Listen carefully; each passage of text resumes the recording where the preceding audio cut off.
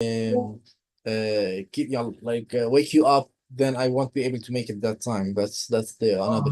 See, I need to, in any case, complete the unit. So for me, I will end up doing the recording in any case. So not an issue at all. No need to do it at 5 a.m. That's the thing. It's fine because weekends are a bit relaxing, so it should not be an issue.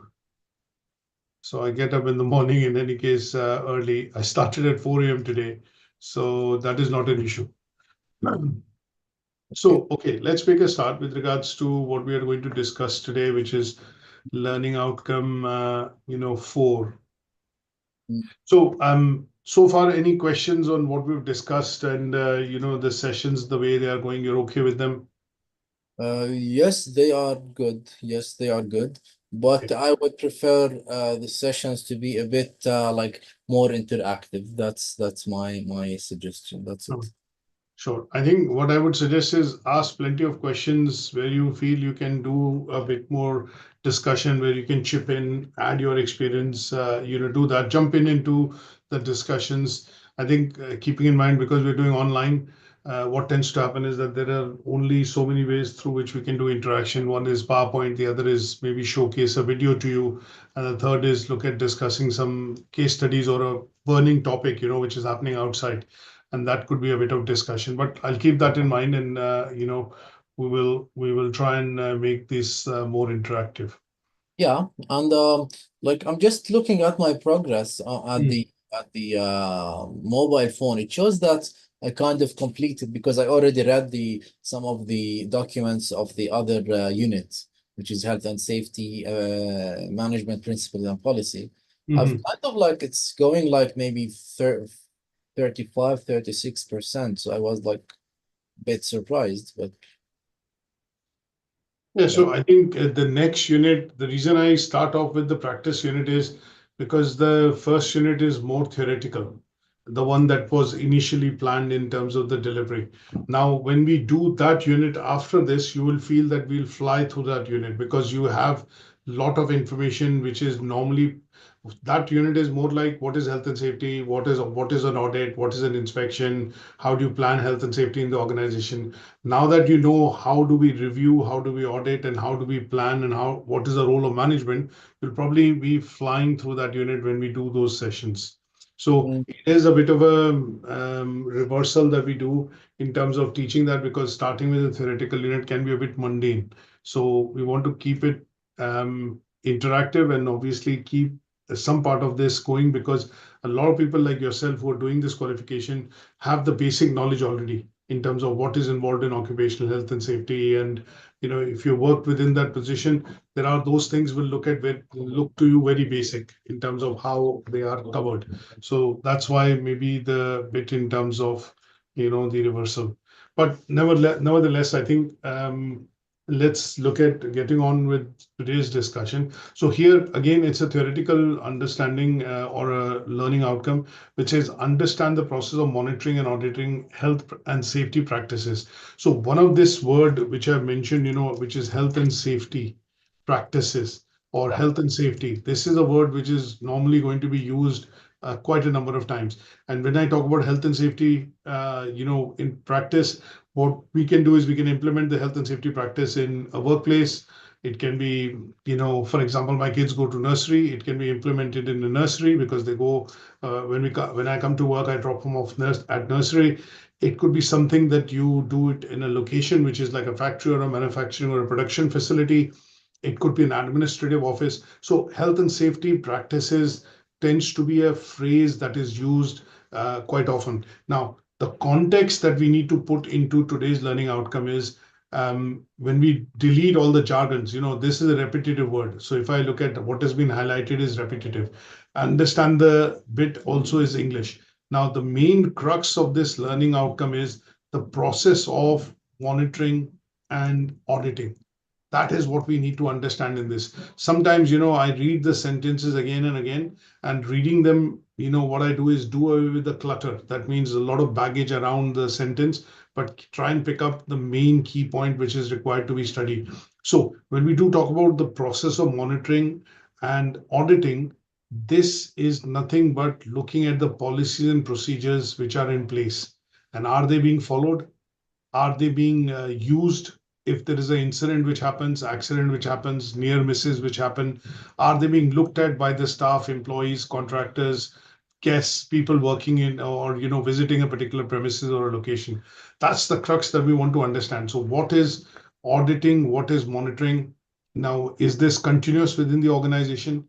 That means, is it happening periodically, monthly, quarterly, 6 monthly, yearly? Is there processes in place which basically allow a person or an individual to carry out risk assessments, before accidents actually happen? Do they have some sort of a structured audit program in place? Yeah. Do they have an audit process in place? That means, is there a documented guideline or a reference guide which allows them to carry out this as a process to see whether things are happening? If it's a production facility, engineering facility, you will add maybe called testing to that word, which is audit. So I would like to go in and check if there is a health and safety testing process in place within that organization. Is the data being provided or captured accurate with regards to information being gathered if there was a near miss or an incident or an accident to happen? And then last but not the least, what are the scope and what is the scope of the policy? What is the objective of that policy? And is that something which, the management, the employees, the staff, contractors, guests, people visiting those premises or working in those premises following or not? And it has basically four, assessment criteria. They revolve around the role of board and, senior management, because again, when we look at audit, when we look at monitoring, when we look at continuously these processes running, they all relate to time, cost, and quality. And obviously, at some stage, management and senior management or board essentially plays into it, because they say, okay, how much costs are being spent on an audit process, or how much time is being spent by employees working on that audit or monitoring process, and they relate it to time and cost.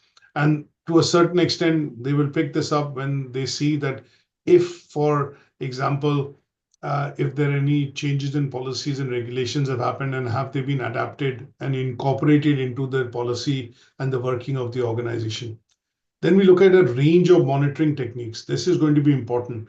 So as a consultant or as a person working within this sector, what we need to be able to do is understand what are the various types of activities, range of activities. When I say we need to understand what are the type of activities that can be carried out for doing monitoring and audits, carrying out these audits.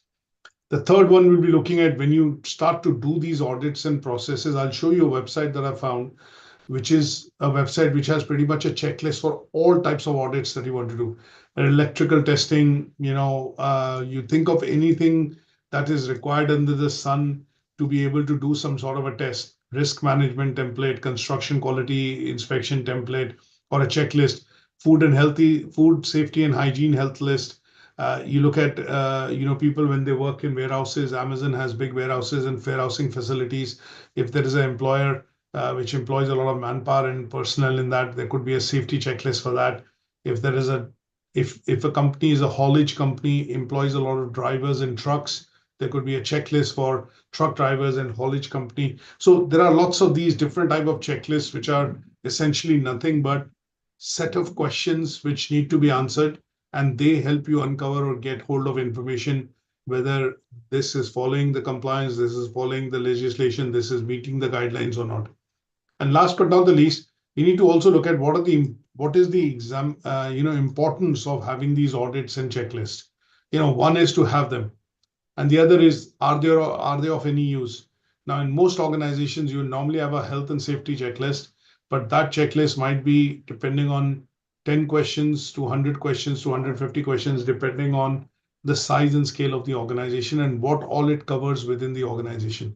So in a college like ours, for example, the health and safety checklist might have classrooms, they might have personnel, they might have equipment, they might have electrical things, and in general, security related questions, which could be a part and parcel of the checklist. And they would be helpful to us to engage, understand, and also mitigate risks which can be posed when near misses happen, or for example, I would say incidents which can happen or are waiting to happen, and accidents which can cause injuries and other things. So we'll be looking at these bits in the presentation today.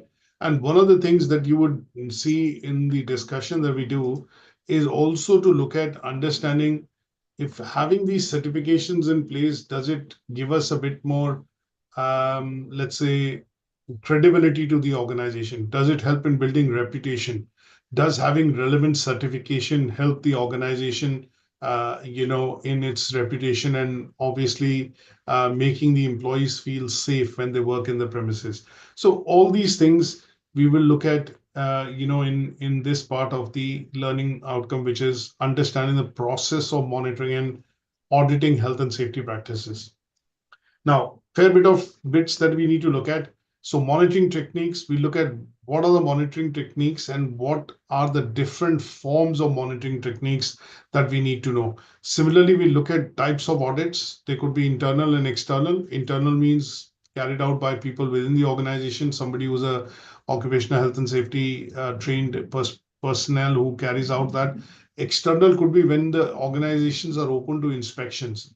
That means there would be checks or audits carried out by external organizations or agencies. So in the case of college, for example, we get audited by, Ofsted or Ofcall, or for example, an awarding organization, or in some cases, quality assurance agency.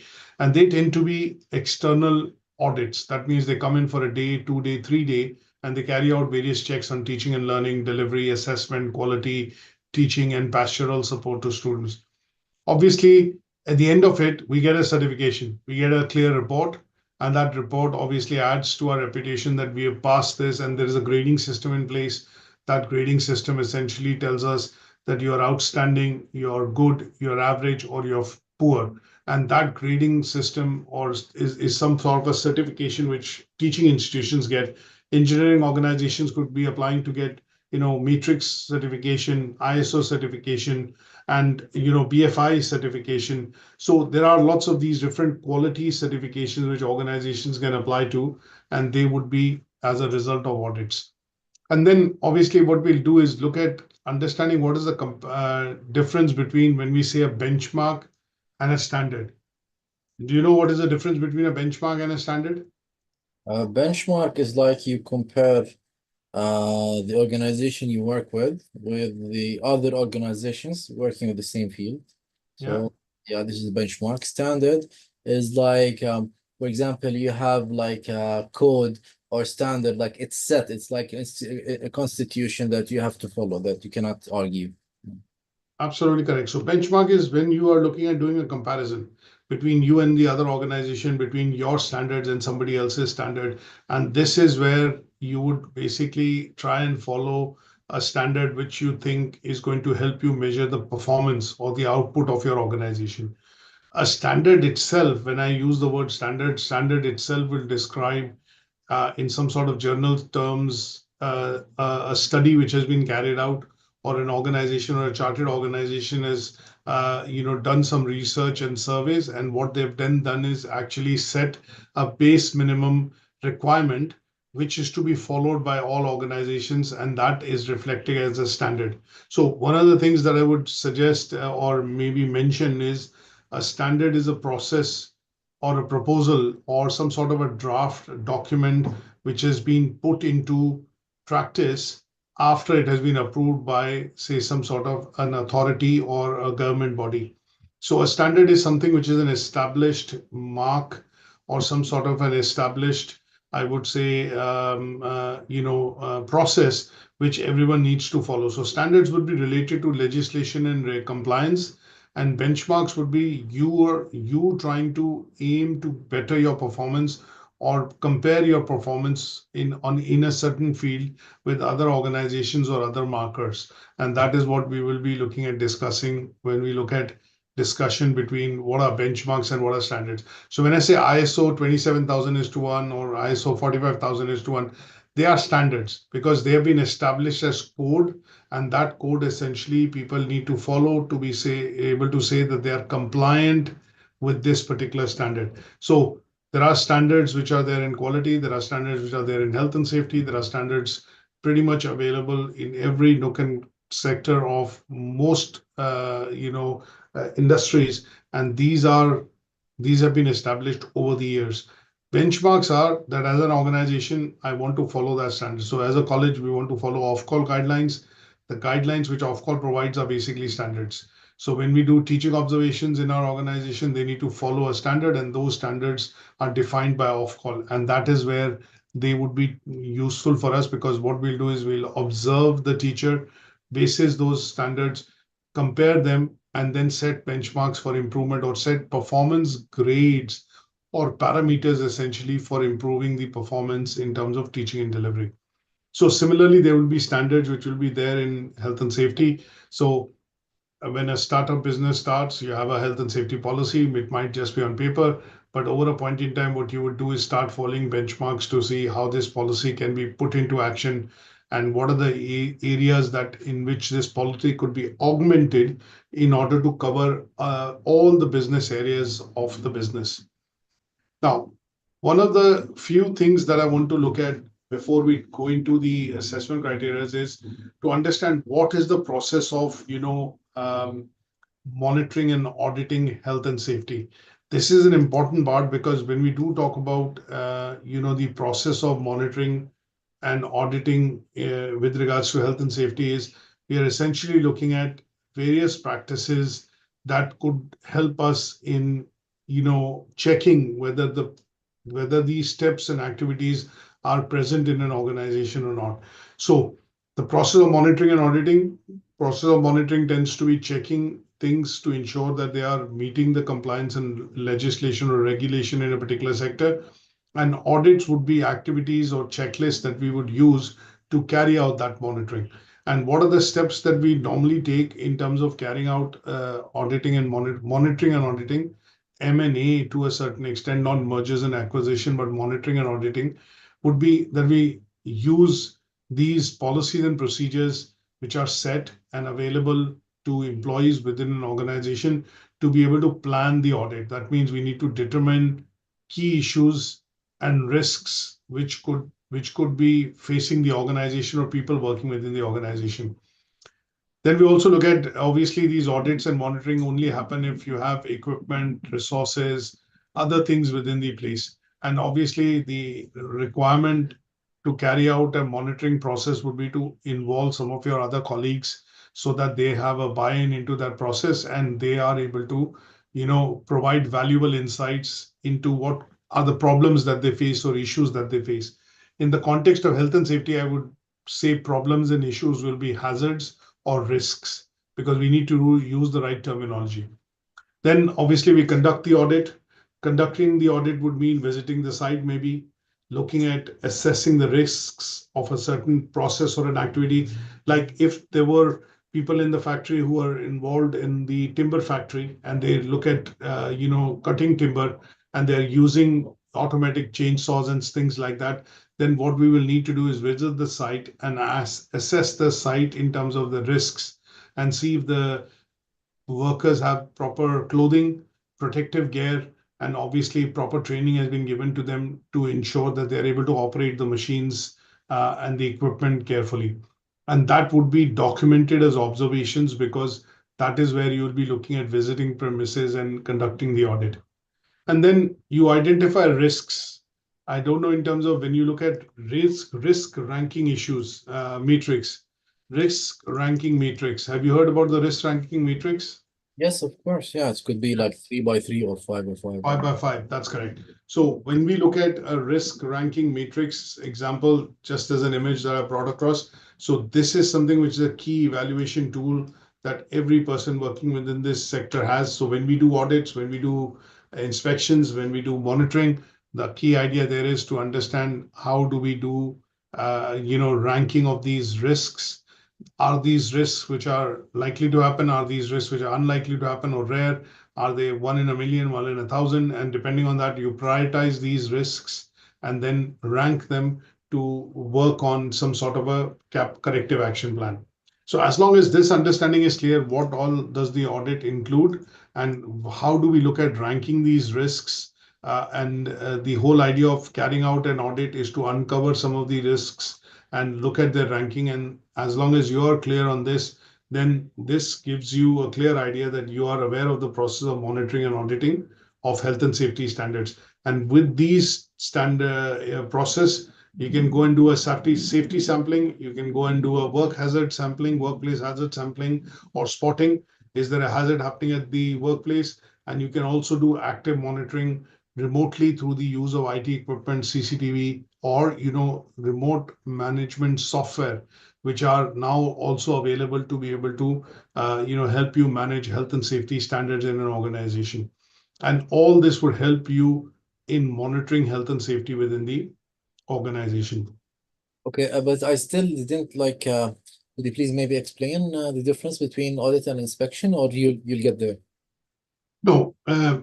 So when you look at the difference between audit and inspection, what we are looking at is the audit tends to be the activity through which you will use certain checklist and basically talk about how you would go about carrying out the activity itself.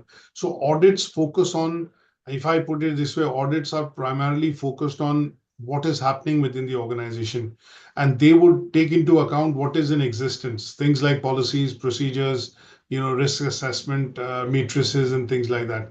But when we do talk about inspections, they focus on a specific area which has come to light, or where an incident has happened, where there is a probability of some sort of a hazard or incident or accident which can happen. So audits tend to be general, and inspection tends to be specific to a point wherein they are going to uncover or check on condition of equipment or the facility, or to a certain extent the implementation of a process.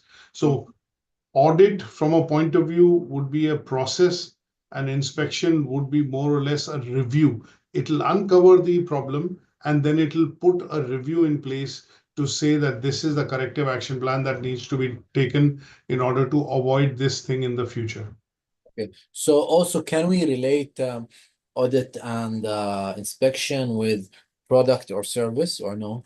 Yes, we can do that definitely. So typical example of this would be when audits happen, and a number of audits have happened over the, say, for example, weeks and months. At some stage, there would be an imminent inspection, because audit would identify what are the areas in which there could be problems or issues, which are hazards or risks which are faced. And then at some stage, the readiness of the organization would be to look at carrying out an inspection to uncover these hazards or risk options and see if they can be avoided. So when you look at a product, typical example that I would give is, if a factory is looking at producing lots of products, for example, if it produces, we talk about a factory which produces chocolate, the audit would be to go into different sections of manufacturing and see if everything is going as per the manual, is everything going as planned. Inspection would be when they look at the final product coming out, and they will test the product, or maybe taste the product, and that would essentially tell them that all the processes are working. If they find that if one of the processes is broken down, or for example has not been followed, you would normally have a typical variation of the product in terms of taste as an end product, and that will be uncovered in what is called sampling, which is a part which will be done and carried out during the inspection process. Another example would be a car being rolling out from the factory or production line.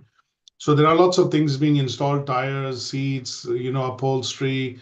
You look at the engine, chassis, all that being assembled. But at some stage, when it goes out of the plant, there's a physical inspection which will happen.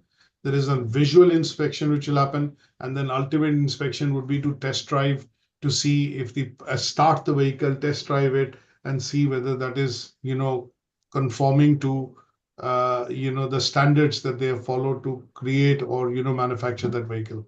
Yeah. So you can inspect the product or the service, but you can't audit the process, correct? No, you can do the audit of the process as well. So when we look at inspections, Yeah, but you cannot inspect the process. you can inspect the process, but you can audit the process as well. So if a factory is being, the way I would say is, the way I would look at this would be, for example, if a process is being set in the organization, first and foremost, for it to work, at some stage, what they will do is they will audit the process itself, whether the process is producing the output or not. So in the case of car manufacturing, if there are lots of input going into it, at some stage, what will happen is they will also look at a pilot run or a test run to see whether the output is being generated, as per the requirement. So that would be the audit of the process itself.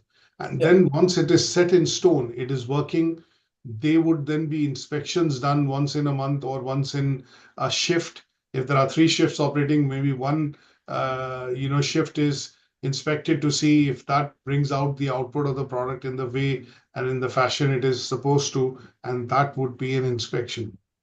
Okay. So And both the things can happen. Audit of a process can happen, audit of a product can happen when it is being set initially or as a process being set initially.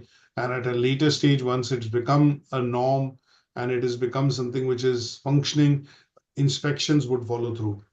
If changes are introduced, so I'll put it this way, if changes are introduced in the process, again, an audit would be done to see if the change has met the implementation and that change has been fully met and fully implemented within the process to bring out the changed output. And that would be still considered as an audit, not an inspection. okay. Okay. Now, in order to look at a health and safety audit, because audit can be done for journal things as well and across a different number of sectors and fields. What we want to be able to look at is what is the health and safety audit from an organizational point of view. It is basically covering what is called safety management systems and requirements. And these would ensure policies and processes which are audited. And what is audited, I put up here in the slide. Now, when we look at a pandemic, COVID-19 as a pandemic was the first time humanity has faced it. So a lot of organizations have also included what is called a COVID-19 secure measures, so that if there's a new variant which is to come, or for example, if the virus again spreads, then most organizations have already implemented what are called audits in place, which will detect this particular spread upfront rather than acting reactively at a later stage when this is got transmitted to a number of employees working within the organization. So these are processes which would typically be checked to see if the organization is meeting and has a compliance as far as the set of activities that it carries out in the premises, are they present or not? And that would be the things which would be covered under audit. That means they're following a process from start to finish, and that could include working in multiple teams, multiple locations, multiple branch offices, but all of them are singing from the same songbook. They have the same policy, they have the same procedure being implemented, so that everyone's output is the same because they follow a process. It can't be that I have a manufacturing process wherein I put something in and something comes out. There is a KitKat version of it in Manchester. There's a KitKat version of it in London, if there's a factory there, or a KitKat version of it in Liverpool. That won't be the case because the taste has to be consistent. The coffee or anything that you choose, it has to be followed as a process to bring it out. So the output of the process is consistent with what has been initially audited and set in stone by the management, or say, for example, in the case of coffee, the coffee tasters, in the case of chocolate, probably the chocolatier, or in the case of an engineer, looking at production of the car rolling out of the factory, again, that will be the same. Now, there's a small video that I've put across, primarily to look at how health and safety audit and inspections are done. This is in the context of the National Health Service. A video which has been produced by the National Health Service is a good video to watch because it will take you through the steps of how and why the audit and inspections are a regular process within this organization, because they're taking care of patients and they have to provide quality care. And that integrated quality care has to be provided across all hospitals and across all locations. So good video to watch, 3-minute video, I think, which basically explains what is an audit, what is an inspection, but the context here is National Health Service. It could be different. There are different videos available, but I picked this up on purpose is because just to give you a perspective in terms of what is health and safety from a point of view of its audit and inspection process from a point of view of health and safety within a health organization. Now, any questions on this so far? Just on another thing, can we relate audit and inspections with being done internally or externally? And can we also link them to being announced and unannounced? Like, do we, or no? Very, very good point. So we will look at this as an assessment criteria in 4.3 and 4.4, wherein we talk about audit and inspections tend to be internal / external. They can be announced / unannounced, surprise inspections as we call them, or spot checks as we call them. And the reason why they are done is because sometimes the operations of the organization or where the operations typically happen in terms of premises, they can bring up or for example, can pose a lot of hazards and risks. And in order to look at ensuring that the premises and the organization or the process which is being carried out is always, geared to meet the safety of the individuals, there could be surprise or unannounced or, safety audits done in that location. Airport is a perfect example wherein lots of spot checks and unannounced inspections happen simply because it's a moving it's a vibrant and a moving location wherein there are lots and lots of different variables, and this any of the variables can pose a hazard or risk to the overall functioning of the airport's operations, and that is where sometimes you would generally see fire drills is one example of when fire drill happen in the premises where we are, they don't announce that they're going to do a fire drill, but the fire alarm rings, and if it rings for more than 10 seconds, it is understood that this is not a drill and it is a spot check or an unannounced check happening on the fire systems, the fire evacuation procedure, the assembly procedure, and all that, is definitely possible. Is that okay? Now, what we'll do is we'll go into some of the assessment criteria. One of the first assessment criteria talks about, explain the role of the management or board. Essentially, when we do talk about, their role in the audit and monitoring process. Now, there could be lots of different things which, the board and the senior management do. But what is their main responsibility when they look at this and as a process? So what does they do? What is the responsibility or what is the key role area when audit and monitoring has to be done? What is it they exactly do? So their responsibilities, when I look at from a top down, look at ensuring that there is risk assessment which is available within the organization. They are aware of some of the risks and hazards within the premises or within the operations or within the workings of the organization. They are responsible for sponsoring what are called safety inspections.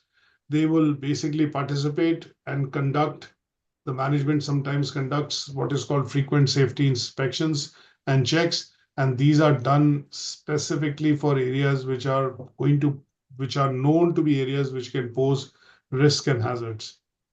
One of the key things, if I put on the management hat, one of the things that I would do in management would be to do a review. So in this case, a performance review. And performance review would essentially be looking at auditing the health and safety procedures, policies, checklist, ensuring that the staff is alert and they have the equipment resources available. And that would be something they would carry out under a review. And review would generally be carried out by somebody who's in the senior management of the board. Now, when they say the buck stops at me, one of the clear things that you would understand when we look at talking about management and senior management of the board is that if something is to happen in the organization, irrespective of all the things being present, there's a process, there's a policy, there are ample number of people, they've had training. But even after that, if there's an incident or an accident which happens within the organization, and if there this incident has happened because of lack of compliance, then the responsibility will fall on the shoulders of the board and the senior management. They are responsible for ensuring safety when it comes to compliance with regards to core safety and health standards. So if there was something which was used in building the premises or in the usage of the premises, and the management was aware of it and they've let it go, then the compliance, the sword actually, or the axe actually hangs on their neck, because they are the key people seen in the organization to be responsible for compliance.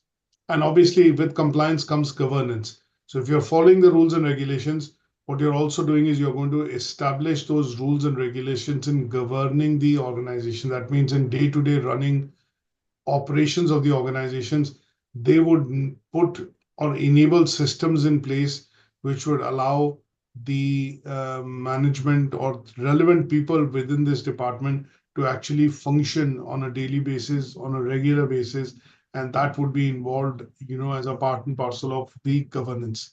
So if we were to look at understanding, the role and responsibility of, I would say, key personnel, which is, when I say key personnel, people in the directors, vice presidents, or people sitting on the board, presidents, they would be the ones that we are talking about in terms of their responsibility with regards to, for the, I would say, monitoring and audit process, with regards to an organization when it comes to health and safety aspects within a company. So to give you an example, within the college, we would look at a couple of things with regards to this process of monitoring and safety. So there is, let's say, the role of the board and the senior management in monitoring and safety of health and practices in our place would involve, for example, ensuring that all the we can look at lots of aspects. So I'll start logically with, things that I can think of. How does it happen? The first thing that we look at is, we look at how does it start from the top. That means there is somebody who's a executive sponsor of health and safety within the organization. Then there is a person who maintains, creates, and updates policies and procedures. Somebody who works within the quality side is able to understand the relevance of these safety standards, and he creates relevant policies and procedures which everyone will have access to, will be circulated, they will have read about it, and they are aware of it. Then there are checklists which are produced to ensure that the risks are mitigated. And then there are discussions, feedback, which is taken from the various stakeholders, and these stakeholders will essentially provide feedback. There'll be communication with those stakeholders to ensure that, okay, this is happening, this is happening, this is what we are doing to rectify this. And a clear line of communication would be, or a channel would be established. And towards the end, there would be goals and objectives which will be set by the management. And these goals and objectives are going to be monitored by the senior management to ensure that this process is actually working within the organization. And all these policies, processes, employees, training, development, compliance, legislation actually goes to do what? It goes to prevent accidents, any sort of incidents, near misses, which can happen within the organization. So that is the role of the management or the senior management or board within the organization. So the summary table that I put here is primarily to capsulate and summarize the main points, which, if I'm the manager, if I'm the health and safety manager within the organization, what are the key things that I do? First, I ensure policy and processes are there. The documentation is up to date. Then I ensure that the documentation is with the employees. They have read about it. They know how to use the documentation, policies, procedures, the checklists, they know how to use them. Then I see that in relevant places, which are places where risk and hazards can come up, do the employees understand how they need to mitigate these risks and hazards? And that mitigation does happen through the process of auditing and inspection. And last but not the least, is there a guidance? Is there a reference? Is there a manual available that if they were to face this process or this hazard or this problem or this incident, how do they go about, solving that problem or solving that issue? Where do they report? What do they report? How it is captured? And what steps are then taken to ensure that this kind of a problem does not happen again? Is what would be, a part and parcel of the responsibility of the senior management of the board. And that is where the accountability and, continuous improvement things would tend to essentially happen. Is that okay? Just give me 1 second. Sure. But I haven't got my. अच्छा, that's fine. Okay. We'll do it tomorrow. So that would be the bit that you would look at as a bit of a responsibility, or the role of senior management within the monitoring and audit processes. Just give me like 1 minute. I just want to get water, please. Just 1 minute.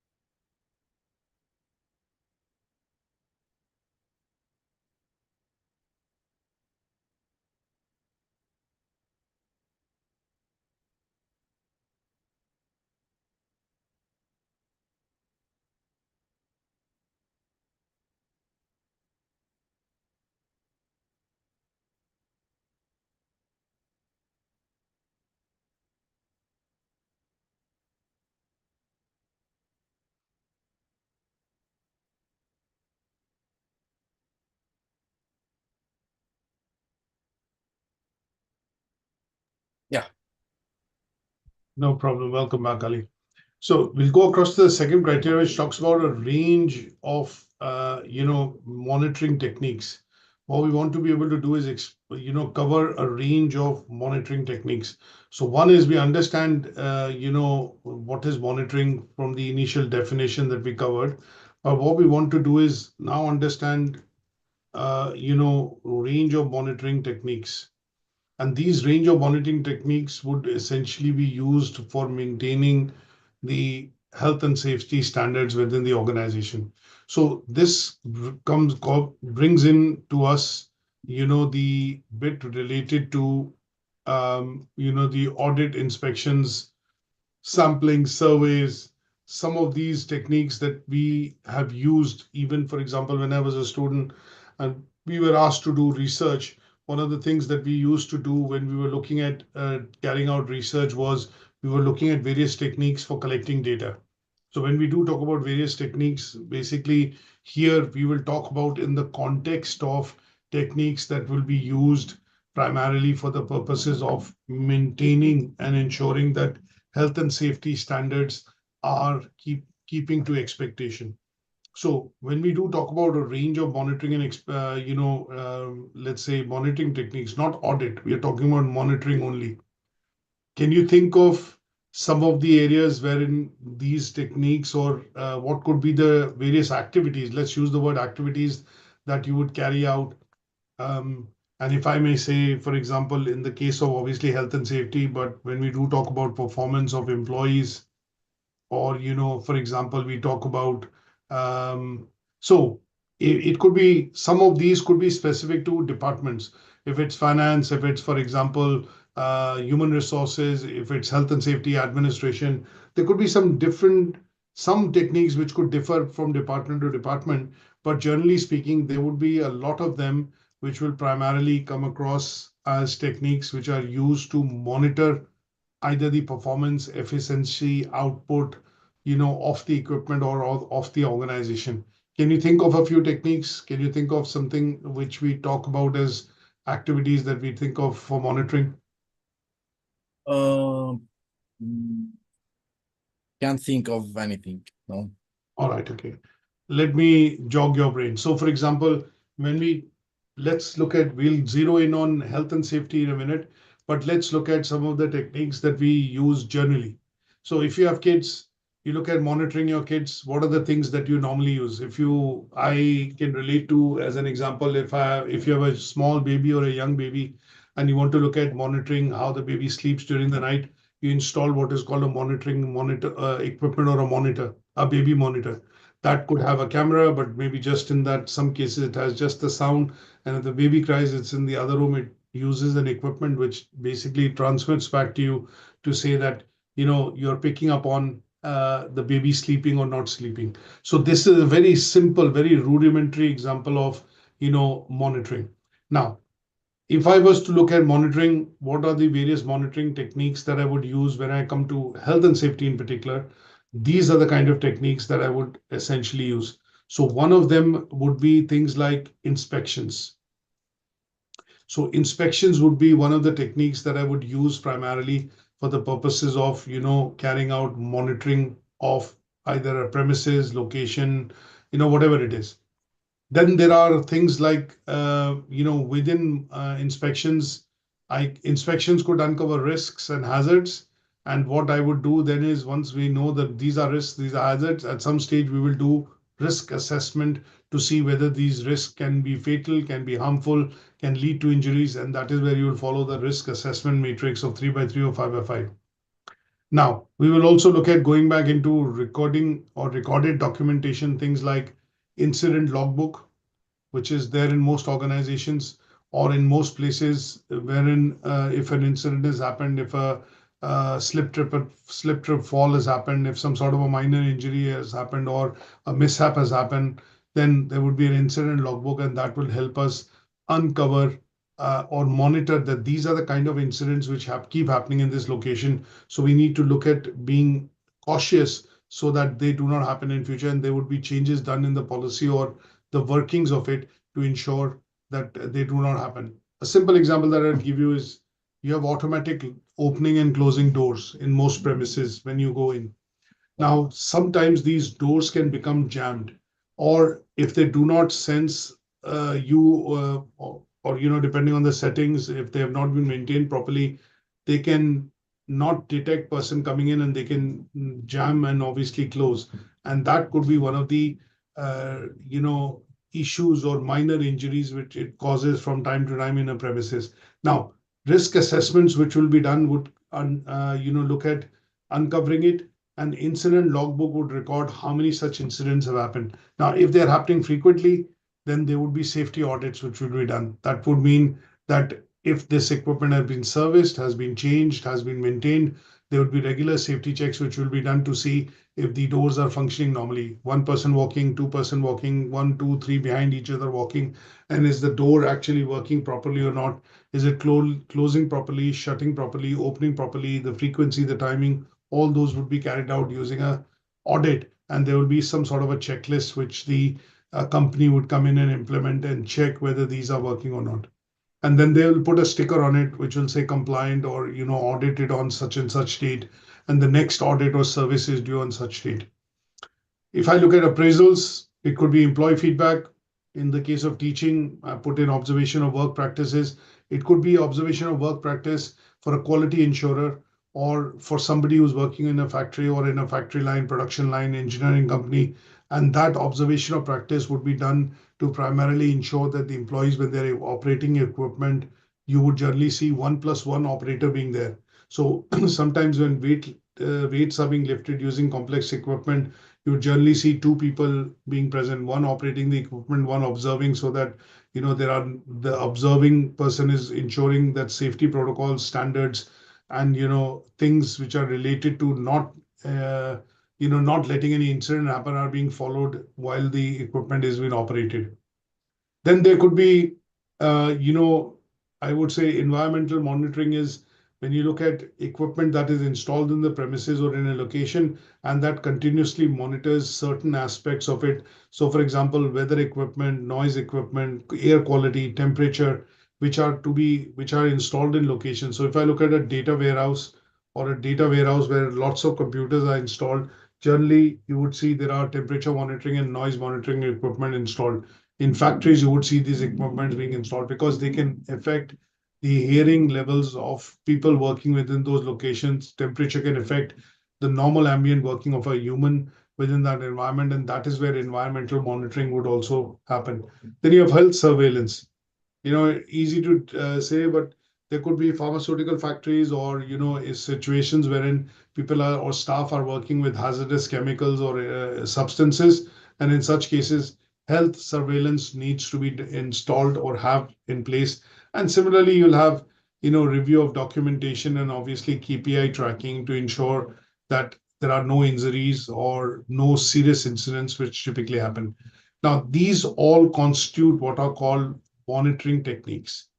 There is active monitoring and reactive monitoring. So active monitoring example would be if you have equipment which is installed and it continuously monitors a particular parameter over a point in time, like health and safety equipment, which is related to noise levels, air quality level, pollution level, temperature level, then they would constitute what is called active monitoring because it identifies, events which occur over time and their conformance with events which are occurring over time. So in most working organizations or locations, the auditory equipment which is installed needs to ensure that the noise levels within the premises is below a certain decibel.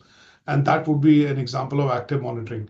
Reactive monitoring would be when incidents, near misses, or accidents which happen, and if these indicators are not picked up during regular safety inspections and audits, which is essentially monitoring, then there are corrective areas or corrective action plans put in place to ensure that they are followed, and this allows monitoring to happen. But in such cases, monitoring is reactive because the incident has happened, the harm has already happened, the damage has already been done. And what now the management and the people relevant to this department are trying to do is to avoid this incident happening in the future. And that is why it will be called as reactive monitoring. Is that okay?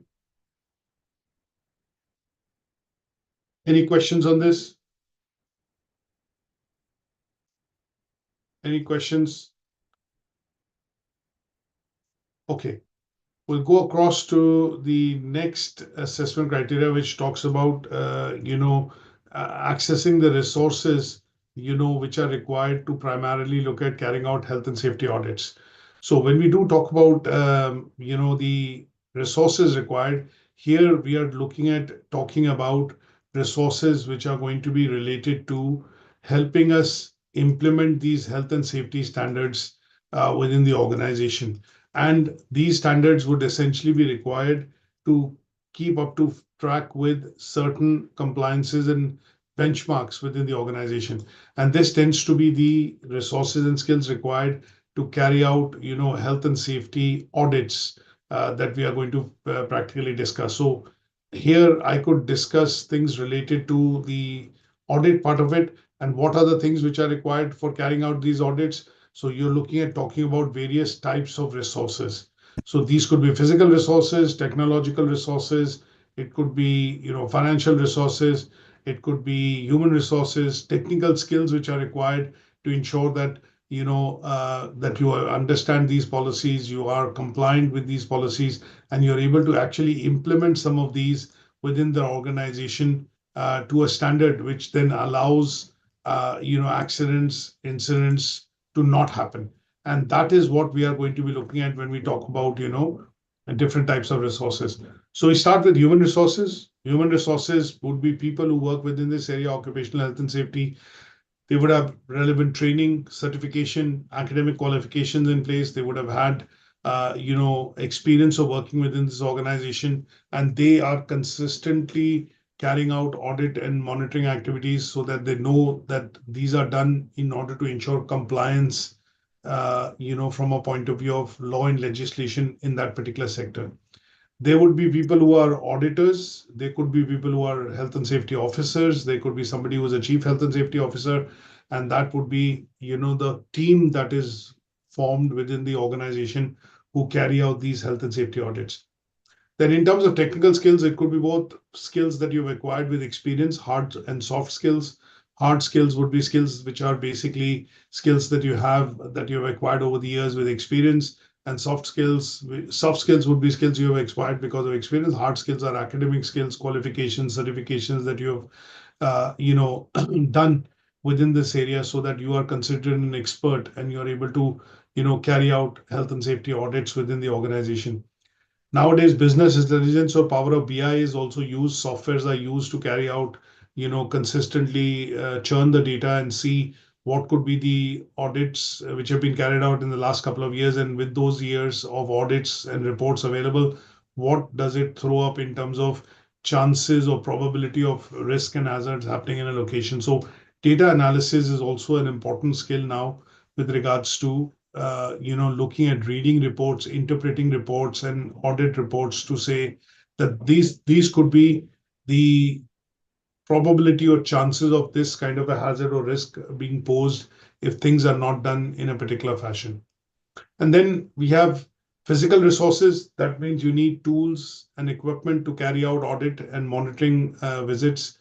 You have checklists. So one of the websites that I want to show essentially in talking about, these checklists is a site. Let me just bring that up. And the reason I want to show this particular site is because of the fact that, it is important for us to understand that there are checklists which are available, from a point of view of a series of questions essentially, which which are used to look at audits. This particular site, which is called Go Audits, and it has a library of various checklists that you can actually look at. Let me just briefly show you this site. And it's a good site which allows you to understand various different forms of checklists within your sector. And this site, has lots and lots of different checklists that can be utilized, in certain situations for carrying out risk assessment, looking at emergency preparedness, internal and external audits, and obviously incidents and near miss reporting. So one such thing that I could look at is construction quality inspection checklist. And look at that, it's a combination of a lot of questions that need to be answered. And when you go in and carry out a particular audit in a location, sometimes you would see these quality surveyors or auditors actually also click photographs because they want to take both visual proofs of the location where the hazards and risks are located. And sometimes you would see that they would basically complete certain checklist reports at the end of it. And these reports will then be submitted to the management to put or ask for resources, ask for budgets, ask for resources to come, essentially rectify the problems which these, let's say risk and hazards can pose. And that is where these checklists come in, quite handy. So when we do talk about the process through which we carry out, audits, it is important because these audits checklist allow us to budget for and allocate resources which are required for us to successfully carry out health and safety audits within an organization or within a particular situation. Is that okay? Yeah. Now, the last assessment criteria that we want to look at is look at basically talking about the importance of use of audit.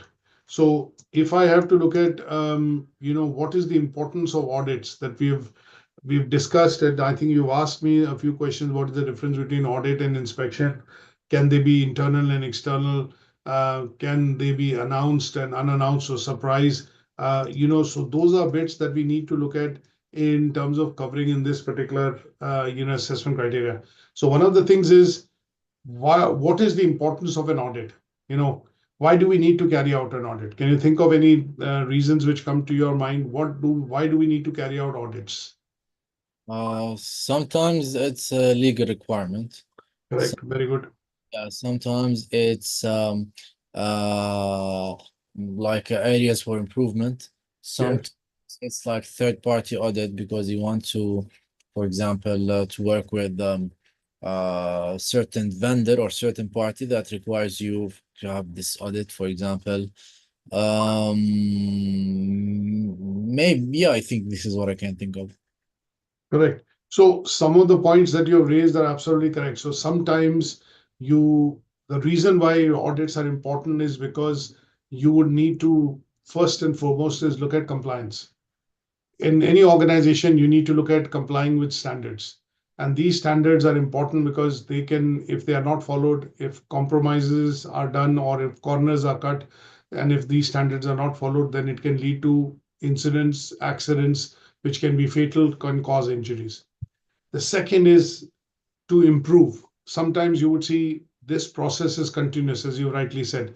So there are areas that need to be improved within the organization, and that is why these audits are also carried out, because they come up and help you discover gap areas.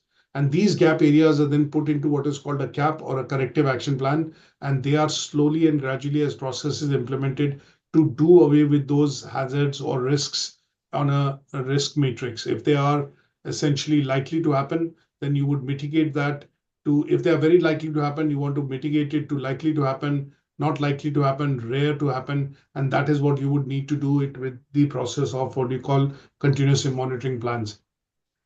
Identification of risks, and also to allocate resources. So if there is an extension that you've done to the premises of the organization and there is no provisioning or, say, for example, placement of fire extinguishers, fire, equipment in that area, then in such cases, it will also help you uncover what is called resource allocation, specifically for the purposes of, carrying out an audit.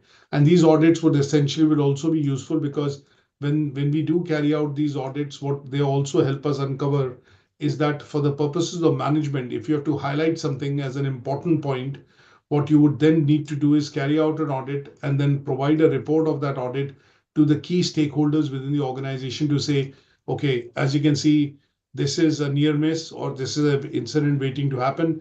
And if this resource or this budget is not allocated, then it can lead to some sort of a problem, an issue, a fatality, and that is what you want to avoid.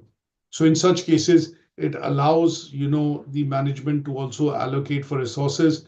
You get stakeholders involved by showing them the issue or highlighting the issue by carrying out an audit, and you get their buy-in to be able to start working with you to help mitigate that risk. Yeah, So there are lots of ways in which audits can be carried out, and depending on, a simple way of carrying out an audit is also to look at employee engagement. You might do a quiz or sometimes you'll see a quality manager or the people in HR would essentially end up doing a newsletter, and they'll say, okay, first 5 people to get it right would get some sort of an award, because they want to refresh. They want the employees to actually go through the health and safety standard or the changes in policy. And in order to engage them, they would offer an Amazon voucher, or they will say, okay, participate in this quiz, and you get an Amazon voucher or a free lunch or something like that. And that is to encourage the participation of employees to participate in the health and safety processes. And that could also be seen as a importance of audit, because they carry out something by giving carrot and stick approach.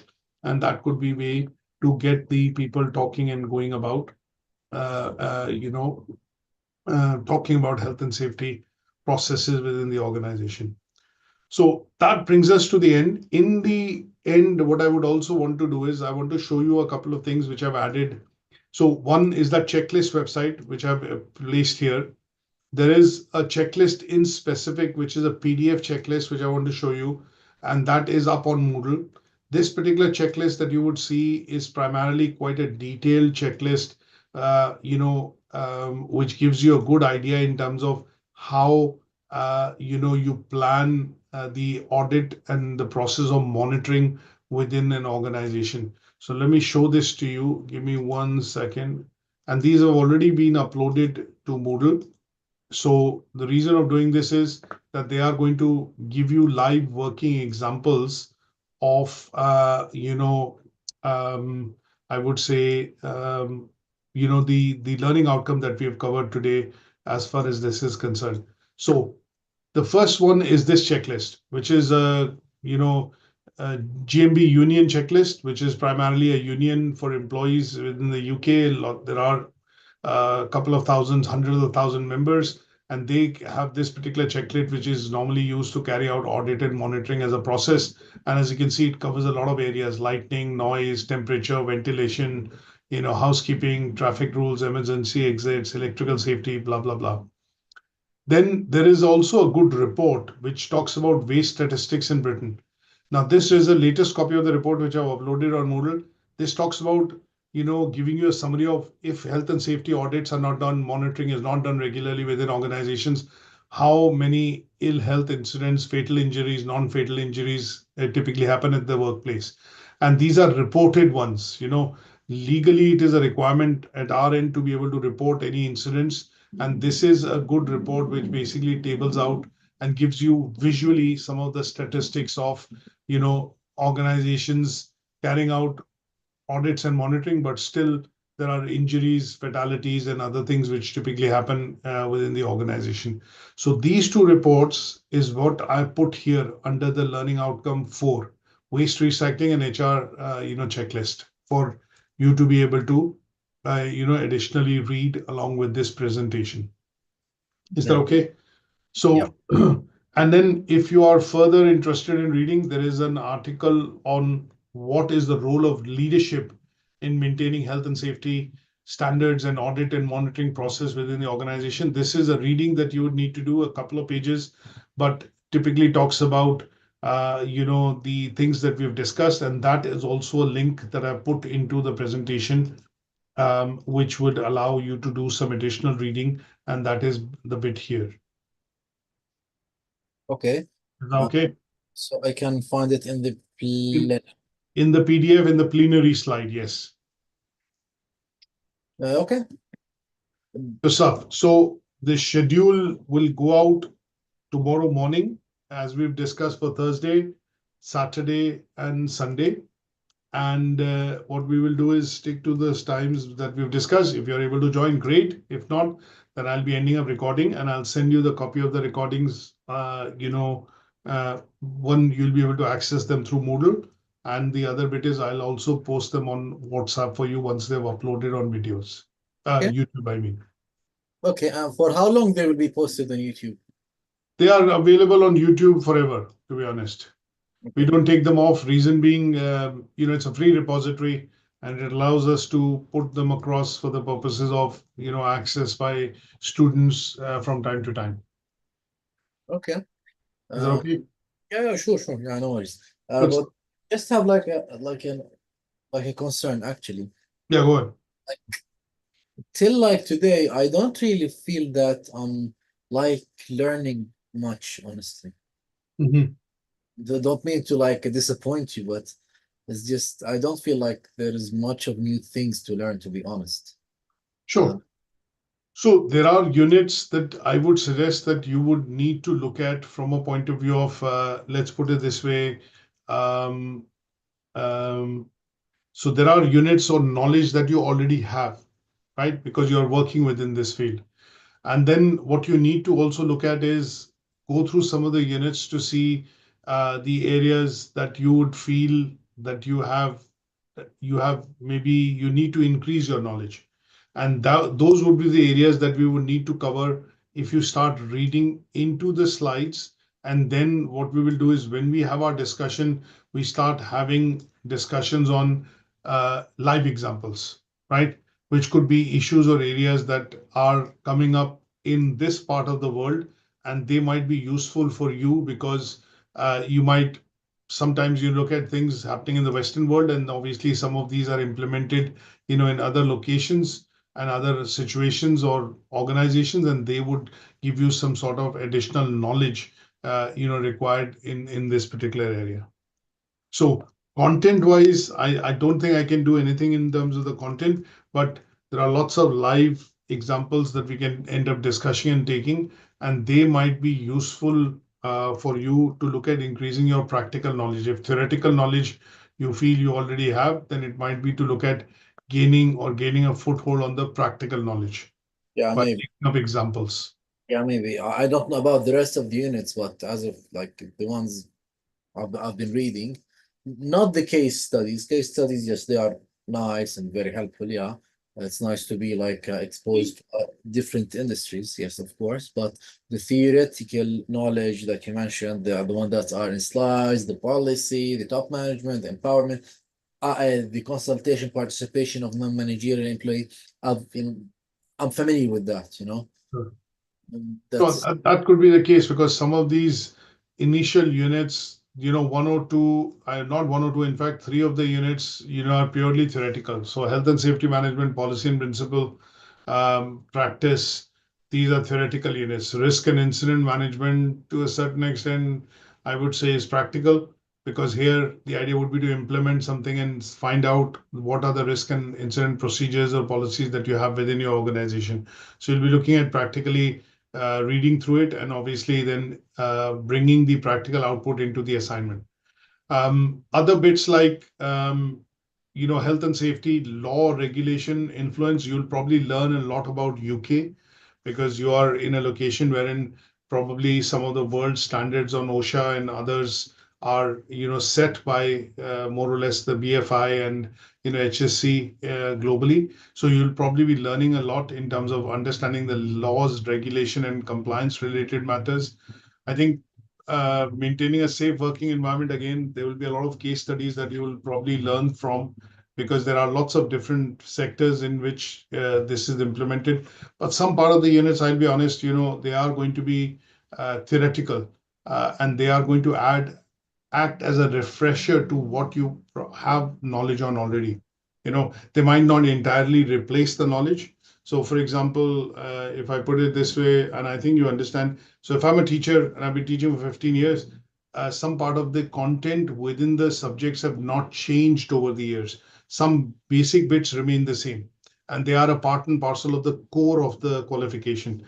But there are changes which happen every 5 years. There are changes which are implementation related changes, which basically add to the units. So in some of the units, we will get to see that instead of having the learning outcome as understand, which is theoretical, you'll have these outcomes as be able to. That means you'll practically need to do it or bring across practical applications of what you've seen with your experience into your work to be able to achieve those units. So that is where I think the refresh would happen. It might not entirely, because you've been working in this area for a couple of years, it might not entirely, let's put it this way, replace the knowledge that you have. It'll add to your knowledge and refresh to what you already have. So you're adding bits to it, which because you're refreshing, you're adding bits to it to basically take it further. okay. Okay. Is that okay? And I think the reason of me looking at including case studies for you to look at reading offline, and the point that you made earlier, which I appreciate and I like my students to do, is that you don't want the sessions to happen too quickly because you want to read through the sessions and read the associated material that I'm providing. Now, there are lots of books that I've also uploaded, and these books have been shortlisted from what the OTHM qualification has recommended. So it's not just any books that you would see. So some part of the deeper understanding and knowledge building would also happen by looking at some of these books. So what I can do from next session onwards is to help you gain a bit more knowledge. I can tell you specific chapters or pages, that you could read. That Yes. would, if you read, that will help you to understand, okay, do I still have that knowledge? Or was it adding to my knowledge? So I could include one slide towards the end, which would say, okay, this is the book available, this is the article available, this is the case study. But sometimes reading too much also is becoming too lengthy. So I'll tell you exactly what pages to read, which could be useful for you or something new for you. And then we'll keep moderating and ideating on that to see how we can make it more, relevant. Okay. Yeah. Okay. Yeah, of course. Yeah, that's good. And I'm also interested about the other students. Like, I haven't met any or something. Like, how does it go? See, we've got 3 learners currently doing this qualification. One is from Pakistan, one is from UK, and one you're from Jordan. So what we would struggle. What we are struggling to do is, because you are in different time zones, but we'll try and see if we can do sessions which all the three of you can be together, and that would allow for a bit of interaction. But sometimes it's a case, I think the guy in UK who's doing it has 21 years of experience. He has no formal qualification.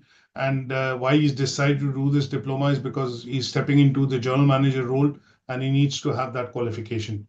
So it's a way of rubber stamping what he has been working through the industry. And he's traveled quite a lot. He's traveled maybe 20 countries from as far as Peru, Colombia, Argentina to Korea, and he's implemented a lot of health and safety standards as a consultant.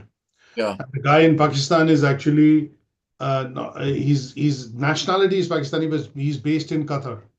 Yeah. He works for a large organization wherein he's a health and safety officer. So he has done a level 3 diploma with us earlier, and now he's moved on after, I think he's come back after 3.5 years. He did that level 3 in COVID, and now he's come back to us to do a level 6 diploma. Because he's again looking at building it towards a degree qualification in Bachelor's of Occupational Health and Safety. So different people have different reasons to do it, but we've already placed an email, because what we try and do is get most of you to get into at least a few sessions so you can interact with each other as well. Okay, yeah, that makes sense. I'm very less worried about like the exam, like the assignment, more than the knowledge I'm going to get. It's just this is the reason. There's no obligation for me to get it, but it's just I want to gain more knowledge. Maybe it's good for my career, for my CV. So yeah.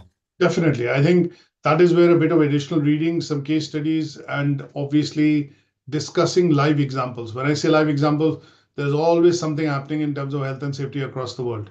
So what we'll do is we'll pick up some articles and discussions that we will do, which will be related to, in my case, obviously, I will only be looking at teaching one or two other units, but some of the others, when they teach, they will also be looking at, discussing these from a point of view of relevance. So first 2-3 units, you have to look at, theoretical units, which you have to get the knowledge and gain the knowledge or update your knowledge. And then most of the other discussion units, like maintaining a safe work environment, development of health and safety practitioner, and then promoting a positive health and safety culture. They are, units in which we need to have lots of discussions, because you'll have the knowledge, you'll have the policies, you'll have the processes, you will understand all the frameworks, but that is where the discussion will need to happen on live topics or areas, and they would be hopefully, fingers crossed, knowledgeable and obviously adding to your existing skills, both soft and hard skills. Okay, but I have a request. Maybe if we can maybe bit focus on the so like I will just tell you if you have a couple of minutes. Yeah, go on. I've recently have been in contact with the woman who looks after health and safety in PwC office in London, actually. Sure. It was quite interesting what she's doing, and some things I'm not aware of, because of the regulations in the UK for the health and safety is way much stronger than with my country, which is Jordan. But I don't like my job is I don't look after only the office of Jordan. I look after all the Middle East region. So this includes Dubai, Qatar, Abu Dhabi, Bahrain, Kuwait. But however, like she's doing lots of interesting things regarding the DSE, the display screen equipment. So if we could maybe bit focus, or I would like to know some knowledge, some best practices, some good practices from your side regarding this topic, because it's quite interesting to me. And honestly, I've reached to a point, okay, I don't know what I'm going to do next to improve. But when I look at the UK team, what they are doing, it's very interesting, but I cannot take lots of their time, to do that, because That's fine. So you need to give me cues on this. What you have said is this is visual screen equipment. display screen equipment. Right. Okay, that's fine. So there are bits and pieces that I will look into, and I would come back to you, because I think one of the clear things that we have put up in the colleges, we used to have those, the guest slips, which you normally fill up in a diary. But now we have a visual touch screen, which is an iPad, and people come in, they click on the iPad, the photograph is taken, they fill their name, email, phone number, photograph is taken, and then a printer is connected. They click print and it brings out the card and they hang it to this. So this is something which is an app-based thing which can happen on the phone, the tablet. So I will look into some of these and I'll Yeah. try and find if I can find a book or an article. And along with that, I'll share some of the other bits that have started to be used on that side. Yeah, like some examples or some good practices for employees who work using just the computers, because I have like 12,000 employees working and this is the major risk. So it's very nice to have more ideas what next we can do. Just Oh, as possible. absolutely fine. Absolutely fine. I think it gives me a steer. I will try and, then bring some of these things into, perspective in our discussions. Okay, that will be appreciated. Good stuff. No problem, Ali. So I will Okay. catch up with you hopefully in the next session. If not, then obviously I will start including a slide so that it helps you look at some of the books and the reading. And then I think I'll send and share with you a few websites and obviously up-to-date information, which is now being used and implemented, specifically within this particular sector, which will be of good use for you from a point of view of updating your knowledge and also the know-how. Okay. Yes. I'm up for it, sure. Good stuff. So Okay, enjoy the rest of your evening, and I will see you in the next one. everyone. Thank you.